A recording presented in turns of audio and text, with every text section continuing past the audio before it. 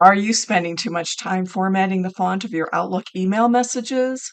One easy way to save time with font formatting in Outlook is to change your default font. In an Outlook message, the default font is Aptos 11 Point, which replaced Calibri. Although it's a very readable font, it might not match your preferences or the branding of your organization. And even though you can apply custom formatting within each email, it's a time waster if you typically want to use a different font choice. Here are the steps to change your font options in Classic Outlook. First, choose File, then Options, and select the Mail tab. From here, pick Stationery and Fonts. There are 3 different fonts that you can change. Here we have New Mail Messages.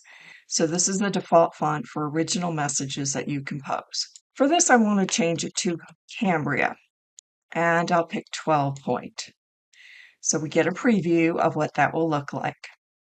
And we can make the same change or something different for how we reply or what font we use when forwarding. You also have these 2 options to customize how you would mark your comments if you use that feature, or you can even pick a new color when you're replying and forwarding. This last option is for the font for messages that are sent by somebody else as plain text messages. Now, you might want a nicer font when you're writing the message, but understand that the font won't be sent with that message. So I'll leave this just as it is. And we'll OK, back to our inbox. So now I'm in a new message.